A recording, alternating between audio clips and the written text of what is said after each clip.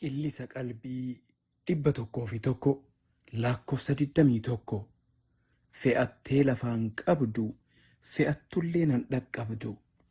Seenessa 7ffaa bara wayii kitaaba Who is First jedhu tokko dubbise.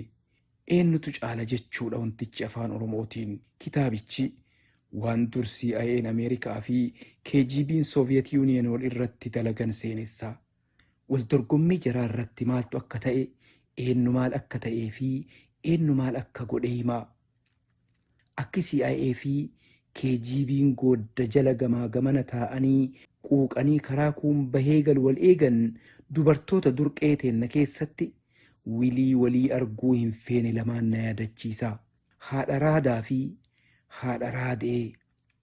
Haati raadaa fi haati raadee waliin morkan jabeenna walii dhagayuu hin fedhan. Takka takka dura waamamuu barbaaddi. Takka takka dura deemuullee yoo dadhabde dura dhaabatti. Dura dhaabbachuullee yoo dadhabde duuba deemuu hin feetu. Yoo wal lolan muka gogaa wal darbatan yoo uduu takka hin argintuun bishaan dhaqatte uduun eessa jiru jettee tuun aartee uduu hin barbaanne lama lagatti deebiti. Yoo manni takkaa aare takaanillee yoo suutunnisa. Yoo nyaachuullee baatan wal duratti garama dhiiban. Yoo haati raadee midhaan alatti afatte haati raadaa midhaanuma itillee takka irraa hin hafne itillee lamatti qooddee afti. Yoo haati raadee balbala ofii teettee aanarraasuu jalqabde haati raadaallee balbala ofii teettee carfii lamatti bishaan raafti jedha. Warri haga wal dorgommiin jaraa deemu himu. Gara CIA fi KGB yoo deebine akka kitaabichaatti barri bara jarri tikaa kun lamaan biyya tiyyatu ta'e caala jedhanii lafa wal jalatti qotan ture. Wal dorgommiilee isaan baras godhan keessaa tokko inni tokko kaan dursee baatii yookiin ji'a irra bahuudha. Barri sun bara akka har'aa kataa'ee fincaayuu fi dhaabatee fincaayuu adda wallaalchise kana hin turre. Jarri kun lamaan yoo baatii elelloo gubbaa dhaabadhee sitti gaf fincaayuu baadhe taa'ee fincaaya waliin jedhan. Ilmi namaa yoo waliin morku surree mataan baafadha yoo waliin jedhu malee akkamitti surree mataan akka baafatu haga har'aatu naaf hin galu. CIA fi KGB'nis yoo baatii elelloo gubbaa dhaabadhee sitti gadi hin fincaayin surree mataan baafadha waliin jedhaa turan. Baatii elelloo gubbaa bahuuf ammoo gaafuma wayii tokko koola baasanii waan ol bararan hin turre. Meeshaa samiin koran ka teeknoolojii baraatiin tolfame qabaachuun dirqama ture. Samii bahanii gubbaa gadi walitti cirriiqachuudhaaf biyyee walitti boorataa hin jirtaaree badamiinnitti jedhanii saayintistoota isaanii hirriba dhoorgan. Maayii foormulaa saayinsii teeknoolojii ka samiin koran ka dursee argate saayintistoota Soviet Yuuniyeenii. CIA'n Ameerikaa tana dhageennaan akkuma haadha raadaa yookiin haadha raadee oduu ammaa luju jedhee hirriba malee buluu jalqabe. Oolee hin bulle shamizii ciqileetti surree jilbatti ol marate mala akka hin durfamne Ameerikaa gargaaru argachuuf harka tuttufate. Dubbiin dheeressine amma jedhe durriyyee kiisii namaa seentuu fi hafuura dhuffattee horii namaa yaafachuuf moonaa namaa jala bultu walitti qabee. Amma akka itti kiisii yookiin moonaa jaraa seentan nan gaafatina. Anka barbaadu ooltanii utuu hin buliin foormulaa meeshaa samiin koran hojjechuuf nu gargaaru ka jarri argatte hattanii fiduu qofa. Akka itti fiddan isintu beeka. Jedhe ilkaan ciniinnatee durriyyeen CIA'n bobbaase moonaa warra Soviet Union seenuun lafaa hin turre. Akkuma jedhamte ooltee hin bulle. Harka tottoommattee ilkaan ciniinnatte hin seente kiisii fi moonaa warra Soviet Union. Garaa fi garaacha KGB seentee uduu dhiinni isiin tunne waan barbaaddu fudhattee keessaa dachaate. Akkamitti? San maayoo? Soviet Union kortoo samiin bahu argadheera kanaaf kamsaa dhufu yookiin sanbata diqqaa samii irra bahee funyaaniin qaaqaa Ameerikaatti gad cirriiqachuu qofa jettee qachaa keessa deemtee luka wal irra kaayattee utuu buna dhuddu. Durriyyeen CIA'n bobbaase seentee korma moonaa baafatte. Saayintistoota foormulaa samiin koran argatan keessaa tokko jalaa hatte. Afaan bara ammaatiin guyyaa adiin garaacha magaalaatii ukkaamsitee fudhatte. Kamisa itti aanu Soviet Union fardi hokkolaa fi harreenillee utuu nafin koorattee eboo fi ulee qabdu guurattee nama jalaa fudhatame barbaacha jedhaa laga labdee uduu gaara baatee buutu Ameerikaa gubbaa sanii kan lallabdu dhageettee ol mil'atte.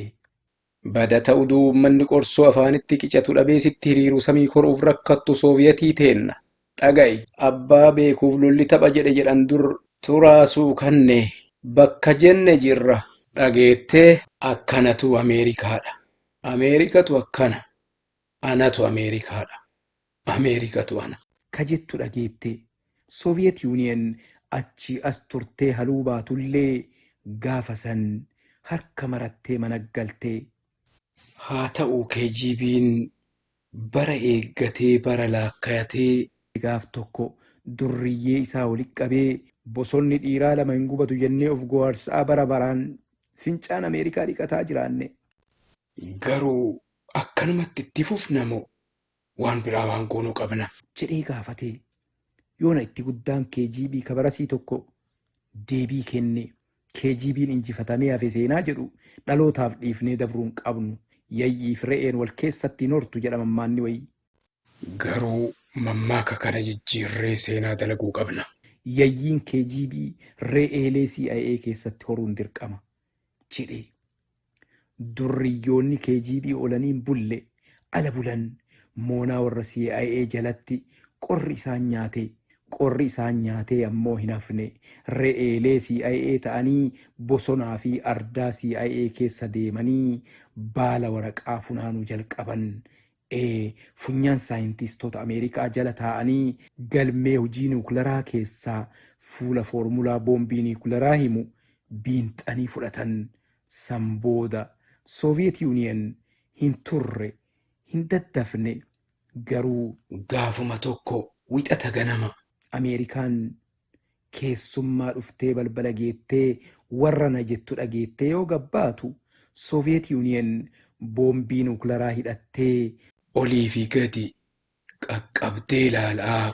Yaa firootiyya United States badata kootiin dimokiraasii badata keessi ilkaan naachaa jette. Akkuma gaafa Ameerikaan samii gubbaa gad dubbatte sanitti harka lamaaniin hidha qabattee quba funyaa irra kaayattee. Soviet Union Ameerikaa jala rafuuf Soviet Union hin taane. Qubnillee quba caala. Bakka isin geettan nullee geenne. Garuu mee amma surree gaaf kaan godhattanii baatii elelloo irra dhaabattan taan akka itti mata'an baafattan nutti mul'isaa jettee durriyyee CIA'tti funyaaniin qaaxxe durriyyeen KGB. Dubbiin jaraa achitti walitti ciiftee. Kanaaf United States gaaf dubbii niwukilaraa san irraa qabee bakka lolaatti luka Soviet Union irra akka hin ejjanne ilaallattee shubbisaa baatee haga Soviet Union biyyoota garagaraatti adda guurattes hambaa Soviet Union tataate luka Raashaa irra akka hin ejjanne eeggata akka ejjattu. Asaa deebinuu bara faranjiin waan akkasiitiin wal dorgomtu san. Annamni har'a waan kana seenessu yookiin isinitti himu yookiin hin dhalanne yookiin ammoo gurbaa xiqqaa wayitii. Yoo akii bara san dhaqqabee jiraadhe ammoo barsiisaan keenna ka saayinsii qubee afaan Ingilish 26 hima tokkoon The Brown Fox Jumps Over the Lazy Dog jedhu xaqlaallaa huqat jedhee nutti hima ture. Beekumsa walii galaati jedhee sareen ilkaan meeqa akka qabdullee nu barsiisa ture. Hennaa barnoota ji'oogiraafii nu keessaa. The nearest star to the earth other than the sun is called Alpha Centauri. Jechuu namni danda'u fiixee beekumsaa waan harkaan qabate nutti fakkaata ture. Nama jalqaba addeessarra ejjate maqaan Niil Armstrong qajeelchanii himuunillee beekumsa waliigalaa ka biraa ture. Addunyaan eessa jirti? Nu hoo eessa jirra? Barreessaa warra Gaanaa I. Kwe Armaa tura keessa kitaaba Beautiful Once Are Not Yet Born jedhu barreessee ture. Babbareenni haga ammaa hin dhalanne akka jechuuti hiikkaan mata duree kitaabichaa. Armaan kitaaba kana barreessee waggoota hedduu booda eegamaan guddoome akkam amma babbareenni dhalatanii jedhamee gaafatamnaan an amma jaareera ijji tiyya qajeelchiteen agartuu ka'ima gaafadhaa jedhee ture. Ka'imni armaan babbareenni dhalachuu gaafadhaa jedhu garuu hardhas wal dorgommii haadha raadaa fi haadha raadee keessaayyuu bahee hin fakkaatu. Duniyaan bara nu hin dhalatin wal dorgommii akka gubbatti kaafnee keessa turte bakka har'a jirtu himuu nu dhibus. Waan baraa kataphannuun aappii harka nu keettee fe'atteellee lafaan qabdu fe'attullee nan dhaqqabdu jettee mammaaka'aa of dura deemutti jiraachuu himuun garuu nama hin dhibu. Xumurame. Dhageeffattoonni galatoomaa.